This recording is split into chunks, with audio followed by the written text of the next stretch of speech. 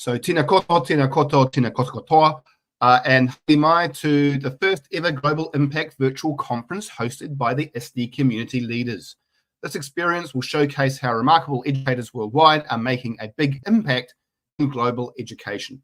So my name is Michael Harvey. I'm part of the ISTE community leaders Global Impact team, joining you today from Aotearoa. So as part of being a New Zealander, we always start with a karakia. So kia hora ti marino, kia whakapapa pounamu ti moana, hei haurahi mā tātou e te rangi nei, araha atu, aroha mai, tātou e tātou katoa, hu e taki e. So may peace be widespread, may the sea be like greenstone, a pathway for all of us each day to just show respect for each other, for one another, bind us all together. So I'm enthusiastic to be your host for this session titled the AI for Education Org Initiative, Global Impact for Tech for Teams Partners.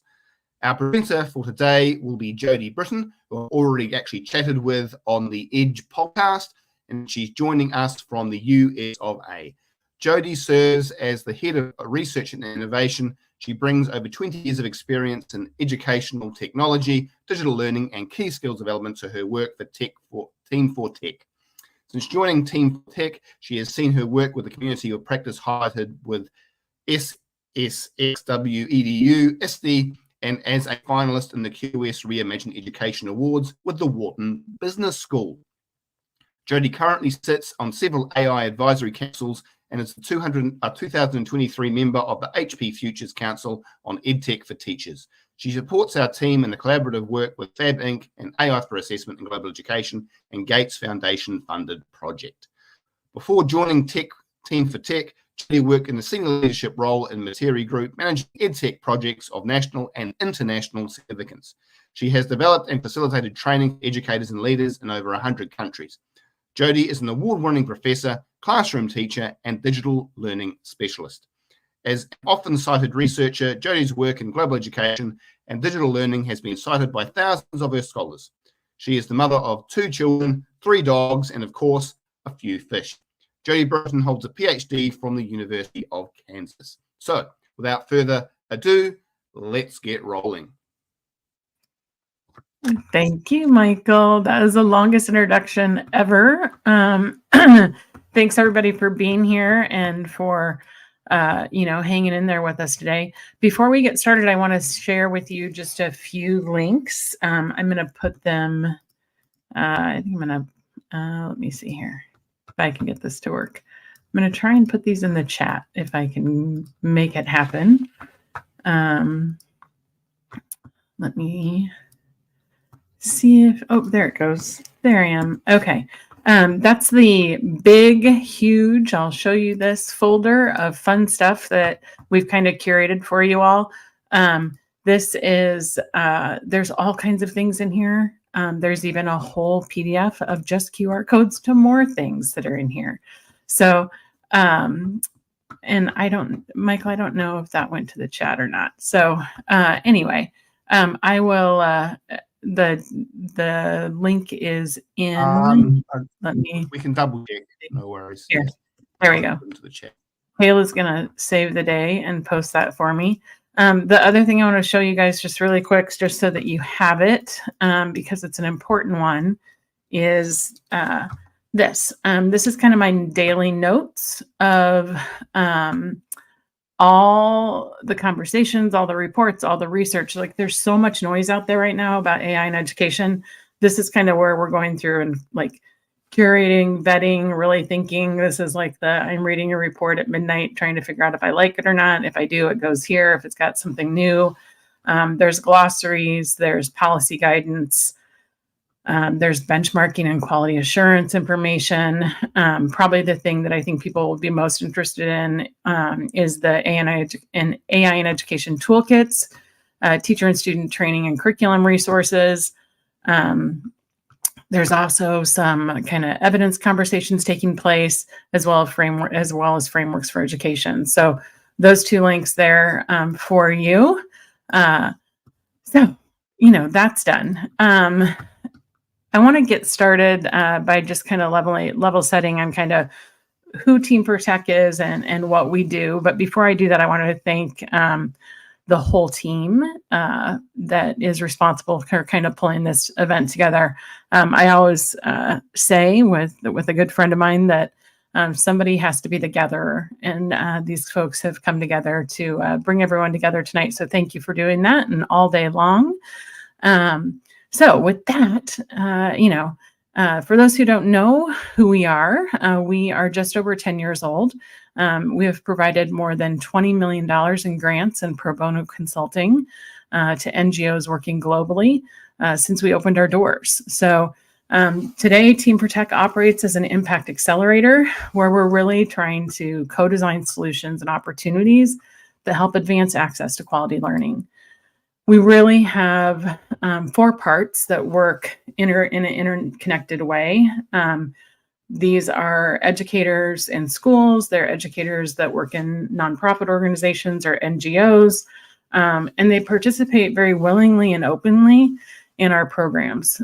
We have our regional hubs, who we have staff members in Latin America, Asia, so Sao Paulo, Chennai, India, and then in Africa in Nairobi. Those folks are really on the ground, creating networks, making connections, and doing some amazing things. We also do access to funding, amplification, and coaching. We're always trying to look for new ways to fund those organizations, amplify what they're doing, and help support what they're doing. We also have access to skilled volunteers and corporate and educational partners. That means that some of our corporate partners like Cadence and Salesforce are able to go out and work directly with our NGO partners, kind of under the guidance and running alongside some of our program team members to really do some amazing things. And last but not least, we have our online community of practice. That community of practice has really been, in existence for just about 18 months, I think. We have more than, I think over 800 NGOs right now, educators from more than 900 or 90 countries, I guess. And they are all in there every day accessing. It's kind of in our community practice where we started our work in AI. Really 3 months before ChatGPT came out and launched publicly, we were really thinking about what AI was and what we wanted people to know and be able to do with it. Since then, it has been an absolutely wild ride of learning by doing and thinking about this work of AI in education through more of a global lens.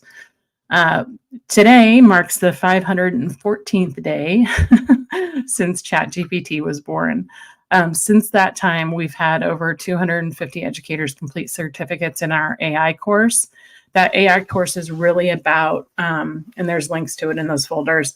It's completely free. It's all just about the language of AI. It has nothing to do with ChatGPT. It's just used by educators and organizations and leaders. A whole school in New York is using it right now with their teachers just to help them understand what AI is. It's not ChatGPT. It's generative. It's large language models. There's so much to it. And that course is really kind of setting the stage for that. We also have had over 300 organizations receive training just on ChatGPT alone. And just last week, we started training and testing on the teacher AI, which I'll talk more about here in a second. So, we're in this, right? We're in this and we're interested in it and we want to know what's going on. And the one thing that is kind of the driver for us to try and figure this out is that, I truly, truly believe that AI can be the next biggest inequity or it can be the next biggest equalizer. And we have to make that shift. We have to shift from thinking about it as this, thing that's untouchable to this thing that can change everything. And we're really excited about that opportunity. Before I dive in here, I want to make sure to level set. You like the fingers in that picture? The fingers are still something that freak me out every time. I want to level set with this. No one is an expert of AI in education. We are so new into this. We really have to grapple with the fact that, truly, no one in education knows exactly what's going on. No one in AI knows exactly how to position everything in education. Everyone's trying, everyone's doing their best, I think. AI is not perfect, and it seems to be, learning along with us in many, many ways. But as we're doing all this work and as we're thinking about everything that is kind of taking place and growing alongside us, we have partnered up with our friends at Fab Inc., who are in the UK and have done amazing work in Sierra Leone, to be partners on kind of this collaborative journey on our new initiative called AIforeducation.org.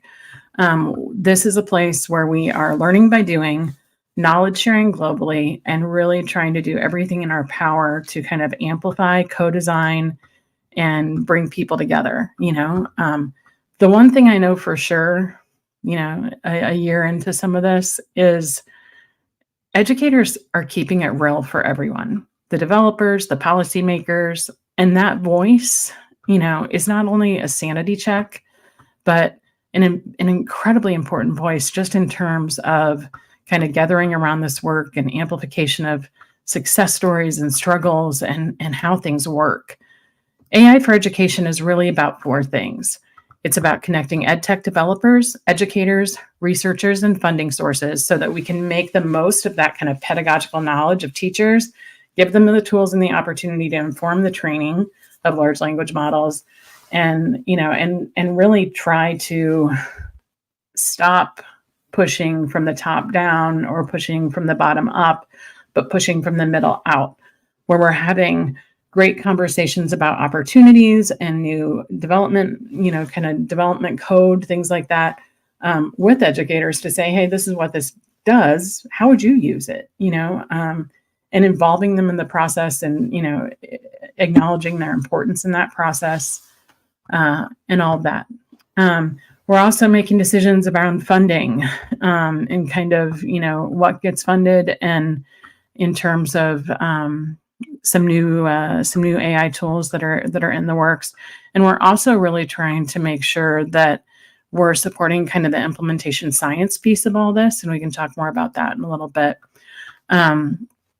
Some of the work that we're doing with the AIforeducation.org piece is trying to help curate kind of this global perspective on AI in education.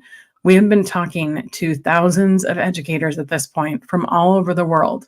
Some of those educators are in the US, some of them are in Australia. The vast majority are in rural Kenya,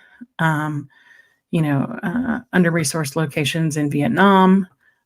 Same thing with Guatemala, Nicaragua, Brazil. All of those conversations are kind of pointing to the need for us to really think carefully about capturing the perspective of everyone. I want to show you guys this really quick, and this link is up in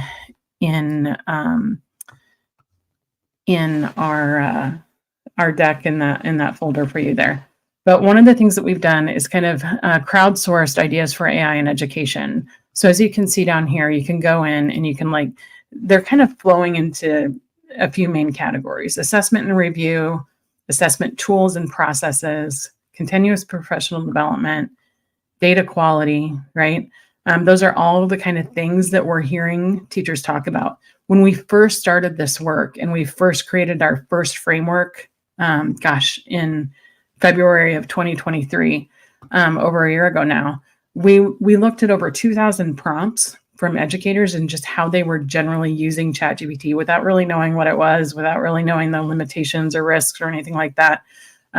We went through that framework and we were trying to kind of refine that with this more global audience, and this is what we're doing. So if you look at just continuous professional development, you can look at all of the areas that we might be able to support, that continuous professional development through personalization, and we can look at the AI tools. This changes all the time. And what's really cool about this is that we're actually letting our community of global educators kind of up level all of these things. So you can go in and you can bump those up. Right now you can see, what's kind of filtering to the top is that, how can we use ChatGPT or other more generative tools as ways to really think through and get things done. One of the amazing things that we are so grateful to have is funding from the Bill and Melinda Gates Foundation and the Jacobs Foundation, or the Jacobs Foundation. This is really about supporting the development, not only of that knowledge base and gathering that community of educators to have those really important conversations, but also about supporting the development of localized tools by people who live in, have lasting relationships with, and otherwise are deeply, deeply connected to the work of educators in kind of these global under-resourced communities. Right now, we have 7 tools that we have funded so far. I want to highlight 4 of those. I also want to highlight just very quickly that on the aiforeducation.org page, if you go to the Learning by Doing section, you can see all of these that are in development, and you can actually see their profile.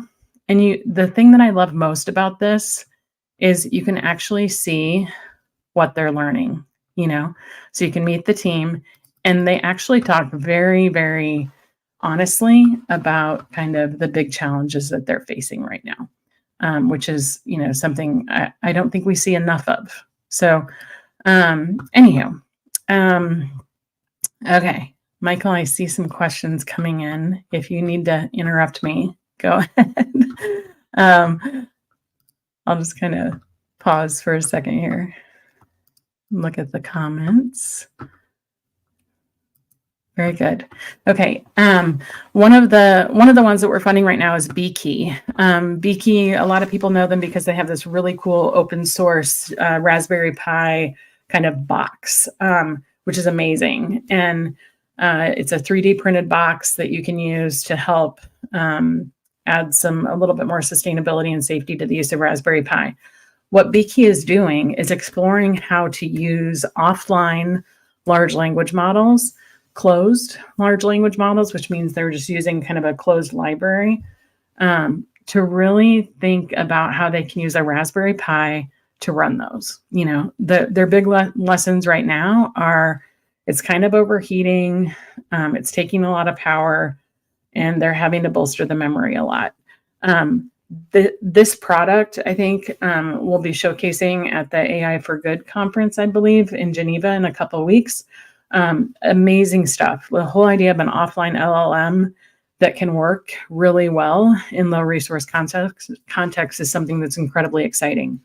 The other thing another one of the products that we're showcasing today is the Teacher AI. And the Teacher AI is actually got its roots in Sierra Leone, but it's a WhatsApp-enabled chatbot that's actually been trained on educator content. So when you ask it questions, it's what we're seeing is if we use other more just general open models, that Teacher AI tool gives a lot more instructional quality, pedagogical kind of feedback, updates, and ideas because it's so well trained. They have spent so much time training this thing. And the best thing is it works on WhatsApp. So everything is controlled through WhatsApp. It's off the AI for Education page. You can access it there as well. But because the cost of some of these large language models that it's connecting to is going down, like we can deliver this to teachers in incredibly rural areas for less than $3 a month, which is a huge huge component of this. Another one that we're doing is Taleemabad. They are really exploring how to use AI to arrange images and text optimally in education. So think about math or math assessment, where you need to go in and have an image or a fraction or an equation or something like that for them to see. We're starting to figure out how to do that better. We're doing a lot of text to image and image to text testing with this project. Automated exam checking, again, not just words, which is amazing. They're also testing out kind of rapid educational video generation and how we might be able to get that to happen in better, more informed, more accurate ways, And the other one I want to just tell you guys about quickly is Trackosaurus. And Trackosaurus is developing AI models specifically to enable spoken interaction for math and language assessments in South Africa. They're also, they're looking at multimodal inputs and outputs. They're looking at, how can we enable kids that are struggling to read things? How can we let them use their native language in these environments in ways that don't necessitate them having to type questions or type answers? Incredible opportunity. Again, the best thing about this is that these organizations are being funded. We're not funding them all, but completely 100% funding everything that they're doing. But we're able to fund them enough so that we can stay in the loop and learn from them. And they're being so gracious about sharing what they are learning and what they're not learning and what they're struggling with. And I think that's the piece in this that is so exciting and just incredibly powerful. Michael, I'm going to stop, see if anybody has any questions, see if you want to dialogue at all before I keep going.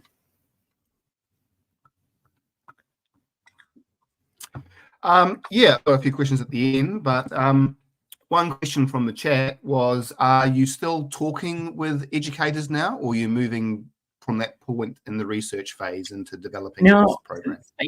Our goal is to keep them on this journey as kind of 100% equal co-conspirators in this. We have talked to so many, and we will continue to talk to so many. But as we plan for next year and really the next 5 years, we want to make sure that this continues to grow. We want to make sure that everything that we're investing in, everything that we're trying, everything that we're thinking about is not done in isolation of teachers. How can we really make sure that we're amplifying their voice? How can they help us decide which products we need to invest in? We need everyone around the table, and that's never going to go away. Awesome. Yeah. That's the only question I've raised. I'm going to hold my powder dry until the end of the presentation. Oh, wait, there's one more from Margaret there. Is there one place to find all of these tools? Yes, it's AI. I'm just going to put these, I'm going to go over and put this in the chat so that, Kayla, if you can pop that over into the comments, I think that would be great. But everything is on the AI-for-education.org site. And there's always new things. We have a prompt framework that we've actually been testing with the teacher AI. I'll talk about RAG models in a little bit here. All of our information is up there. One of the amazing things that I love that Fab Inc., our partners on this, are doing is that we have a GitHub channel, and that GitHub channel is sharing all of the code that we can in open source ways. So there's a lot of opportunity for scale with this. Okay. I will keep going then. I think by doing all this work with the developers and the educators and kind of listening, and I'm continually grateful and humbled by the fact that I get to learn alongside all of these people. But thinking about our global community of educators, we're really starting to get a handle on kind of what I'm referring to as the DNA of AI in education. And kind of the idea of DNA kind of makes sense to me because the lessons we're learning are so interconnected. And if we take out one piece of this puzzle, we're seeing things break down in terms of their impact and their opportunity to serve children and teachers in better and powerful ways. I want to walk through this just very briefly. This is going to be the most of what I talk at you about today, and we'll take a break kind of midway through here just so that you know. I want to start with coaching, kind of up at the top right there. this is what we're seeing a lot of educators use generative AI tools like chatbots for. If you have not checked out Ludia, I'll put it in the chat here. Ludia is a UDL chatbot that supports kind of instructional coaching for teachers. That's an incredible example of how people are using this. In Ludia, you can go in and say, hey, I'm teaching reading for, primary grades. I'm really struggling. I can't get assignments completed. It'll come back and say things like, okay, you have a few choices to make. Here's 3 opportunities to differentiate and personalize and design for students with that problem.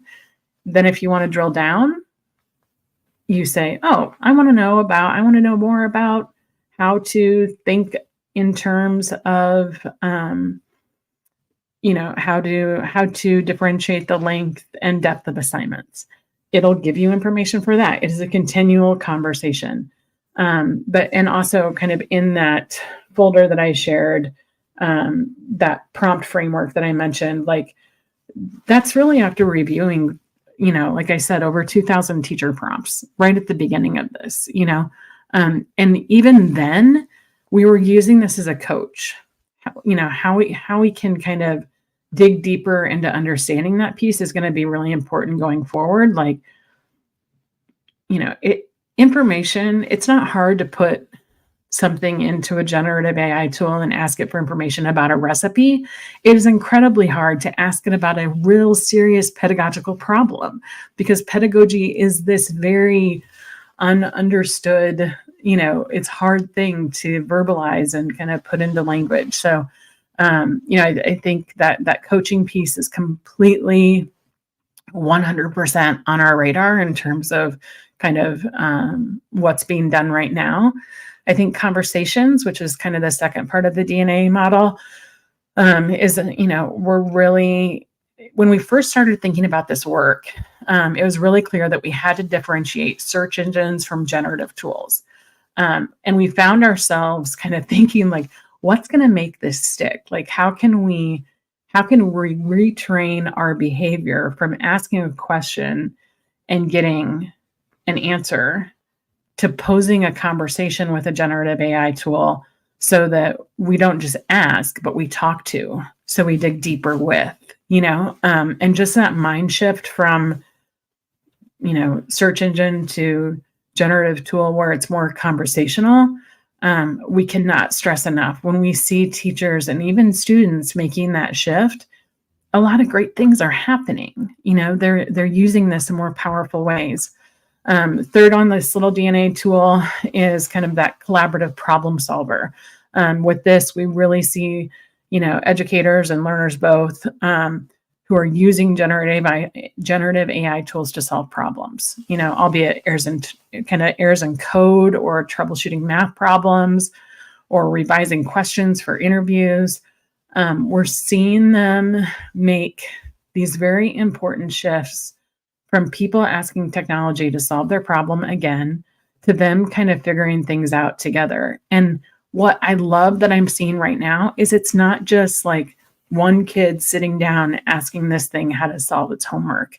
It's a group of kids sitting down and saying, how can we use Gemini to figure this out? Like, how could we use Gemini to give us a leg up or try to start to solve this, even with some of the kids that we've been so fortunate to talk to, like they really struggle with, when is it cheating? Like, is it cheating for them to go in and say, my teacher taught me this today, I didn't understand it. Can you teach me again the sequence of events I need, or the sequence of problem solving I need to do in order to achieve the correct answer on this algebra problem, for example? We're seeing that shift from, I can use this to cheat, to I can use this to learn and figure things out that I was confused on before. Co-learning, the next one in line. We're seeing a lot of advances in co-learning right now. I think about just internally at Team for Tech, we have this enormous Google Drive of all this information. Our community even though it's only been around for 18 months, it is so robust. There are hundreds of resources, hundreds of hours of video up there. And we need a way to be able to find those things and, and make it simpler to train large language models off that system. The RAG model, which is in the folder, the ISTE Global Impact folder, these are really being used as kind of sophisticated resources with teachers and students. And it's making things so we're able to use this whole system of knowledge that we have in place. Like, just think about your school, the historical knowledge. For us, this is what this looks like.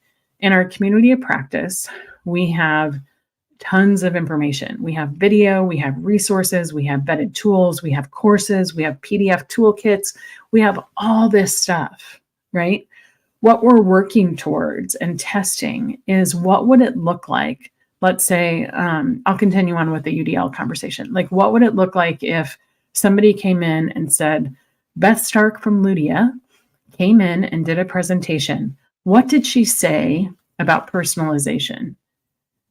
What we're hoping to achieve with these RAG models is that it won't just find the resources that Beth shared or the text from any comments or posts or slides. It will find the exact second in the video where Beth responds to that question, and it will post it as a response. That's the power of that RAG model. That's the power of co-learning. This isn't about it's doing the work for us. It's saving us hundreds of hours of time in a safe, well-trained, closed environment where it's not pulling in random things that someone has talked about elsewhere. It's only talking about and pulling from the materials that we've set forth. Another one that's kind of emerging in all this work is a real benefit and belief in shared commitments. We are seeing these emerging more and more in educational settings, and I love to see it with teams and organizations. We're seeing this incredible shift from, we won't let AI, we won't let AI in, to stop. Let's think through this. Let's commit to, we're not going to let AI do our work, but we're going to leverage it to help us make things possible so that we can spend our time and limited resources and energy on the things that matter most. And I think that those shared commitments that are kind of, are cycling through right now, like, it's making so much better use of teacher time. It's also, letting us think about how we're telling the story of our work, how we're making sure that, we have that human element, that secret sauce that is ours. Every teacher that I know has something about them in the way they teach, in the way they communicate, in the way they design, that is so uniquely them. And we don't want to take that away, but we want to give them more time and space to do that. If we can move past this, let's block everything, or let's not use it, or you're not allowed to use it, to understanding, how do I use this already? And how have I been using this already? And how can I amplify that a little bit more? One of the things that we have up in the Google folder here is, it's actually on the QR codes from another presentation I did. But the everyday AI graphic that's in here, that actually shows you, like, we actually use it as a great starting point for these conversations, because it helps people understand all the ways that they're already using large language models and AI. When you go to respond to an email and it tells you the person's name, that's AI. When you go and you ask Siri for something, that's the same thing. Like, we need to amplify and help people understand how they're seeing all of these things, and have seen them for so long. Now we just have a name for it. Now we have a personal connection to it that we didn't have before. We're also seeing a lot of ideas. around the kind of the concept of co-piloting, where AI can help, but it's not the answer. Video, audio, pictures, text, they're all still lacking in that essential human environment. Sure, it can spit out text. Should you use it as is? Probably not. You're going to need to edit it. You're going to need to go through and make it yours. I think the most beautiful thing that we're seeing right now is this emergence of every human, having these very real human conversations around the results of generative tools. And they're, those human to human conversations are, anybody using these tools, those conversations are the things that make it matter most. It's not that they can go and do all these whiz bang things. It's about, are we giving an opportunity to a child who speaks Swahili to work with a large language model to help them master something that they want to get better at in ways that are respectful and embracing them as a learner? Like, those are the things that we want to see more of. Those are the things that we're seeing, just that human conversation. And a lot of times we think co-pilot as like, it's going to do this, I'm going to do this. That's not it. A co-pilot is when, it's helping us steer, it's helping with our direction. And I think last, but, certainly not least on this right now, this thing has a lot of dots because I expect that we will fill it up along the way, this model.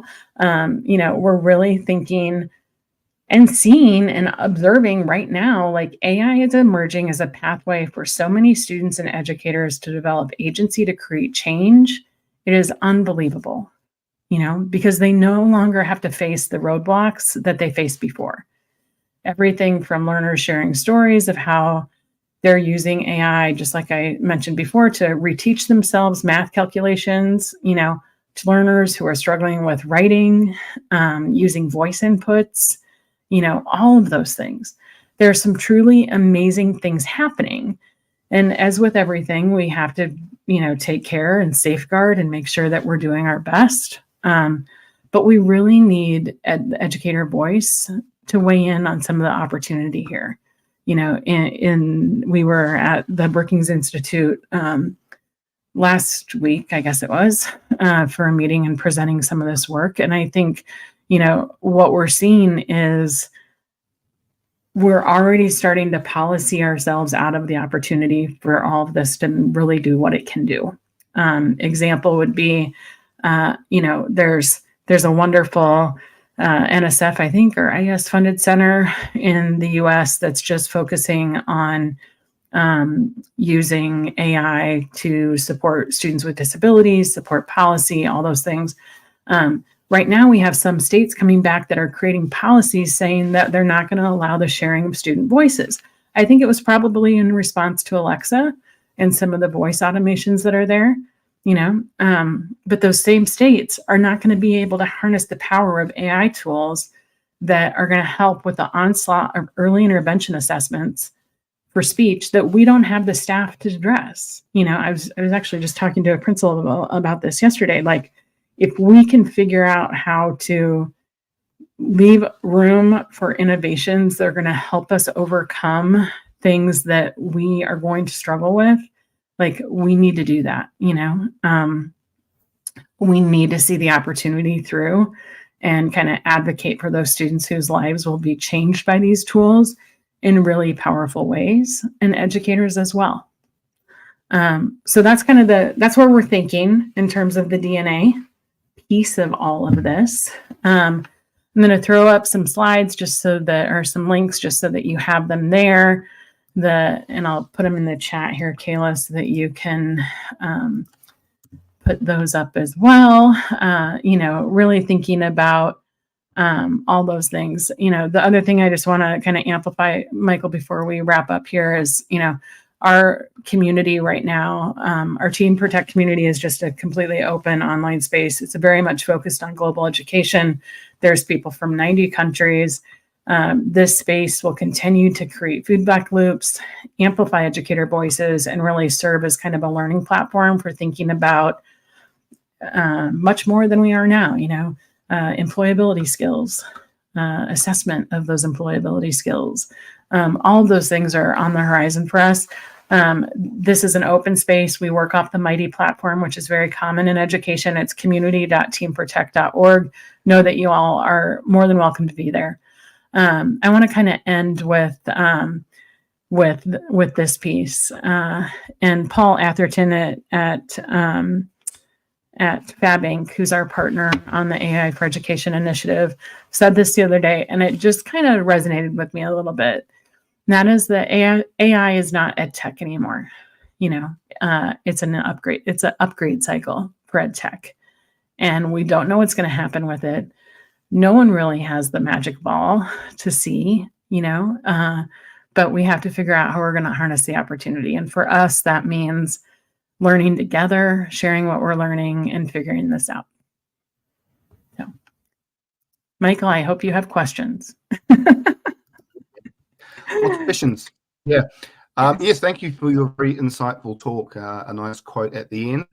It reminds me actually of a New Zealand Maori whakatauki or proverb, which I did mention in the Edge podcast as well.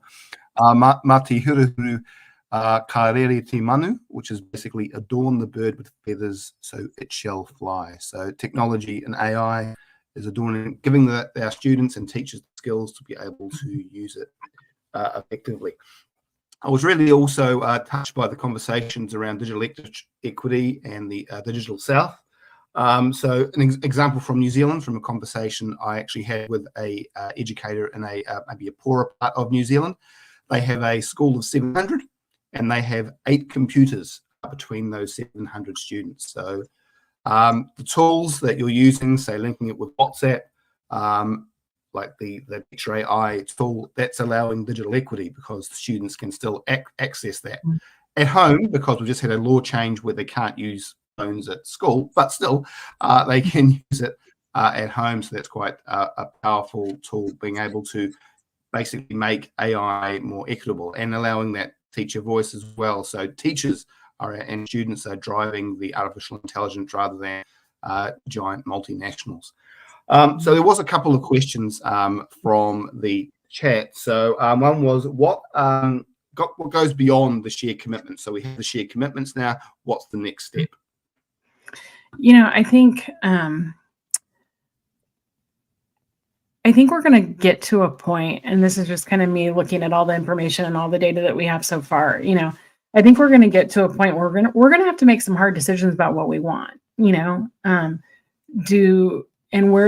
I think more than ever, AI is going to put us in a position where we need to figure out if we're doing this to help kids or not, and I feel like that's going to be, the next part of the shared commitment piece. It's not just going to be about us having this conversation and saying like, oh, in my school, we want to use this, or in my district, we want to use this, or in my organization, we want to use this. But what if policies begin to supersede your ability to serve your kids and use these tools to really do amazing things with those kids? Like, I think that shared commitments piece, cannot say how important it is that people start to develop those, start to articulate those, and start to really think through, what that's going to look like in the long term. Super incredibly proud of all the organizations that are out in front saying we're okay with this. We see the power and the potential. We need to be safe. We need to be cautious. APA and MLA came out with ways to cite ChatGPT results. Amazing, great. Let's teach our kids how to do that. And I wouldn't be surprised too if we start to have some really great conversations with families about these tools as well. So shared commitments, policies, practices, and parents and families. What else have you got for me?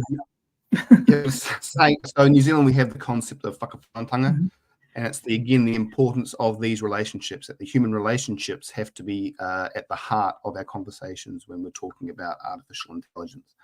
So the next question was, have you seen in your experience that the work you're doing with artificial intelligence in the education sphere, that students are now seeing a possible future career in education? I think I sure hope so. I think we're seeing people see the opportunity to do more. Literally just had this conversation with a group of people that are in college right now and thinking about going into teaching the other day, and they shared some really hard truths. They see teachers really working really, really, really, really hard and putting so much of themselves and their lives and their families into this conversation. I think they look at this and think, oh, I was having this conversation around a new tool that's out called Co-Grader.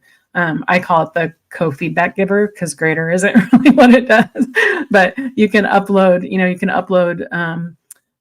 student, you can do it works through Google Classroom. You can put your rubric up there. You can upload student work. It deletes student work out of the model, so it doesn't capture that at all, which I love, but it gives students instant feedback on what they're learning about, what they're doing, how they can improve. Like, if we can do that and then if we can spend our time and energy with that and then have teachers go deeper with them to figure out what they can do, I think a lot of people are going to be excited about that. And they're not going to see it as low-level work. They're going to see it as this incredible, meaningful, really high-level human-to-human work that is essential. So, Laura, I think your question is a good one as always, and I think there's some stories there that will probably need to be amplified soon. Great. Well, thank you very much for your insightful presentation and everybody who participated in the discussion today. I hope you found the session on AI Education Initiative informative and engaging. So we'd like to know what you think of this session. Scan the QR code on your screen or click the link in the chat to access a digital template to share your takeaways of the session. Be sure to share your takeaways on social media using hashtag Global Impact and hashtag SD Global. There we go. Yeah, awesome. Thanks so much, Michael. In terms of reminders, thank you, Jody. Remember to register for SD Live. With 1,000+ sessions, you'll practical reset implement strategies in your classroom, school, or district, and you'll be able to confidently use the latest technology. And if you're joining us in Denver, be sure to check out our Global Collaboration Playground on Wednesday the 26th. And in terms of our featured educators, another initiative from the SD Leader Global team, we select 2 educators per month to be featured on our social media pages for incredible work they are doing in the classroom. Nominate yourself, or maybe me, or someone you know in the link in the chat. And our next session will be an ally, creating accessible classrooms. That's our last one, and it's with the great, amazing Katie Fielding. Ngā mihi nui.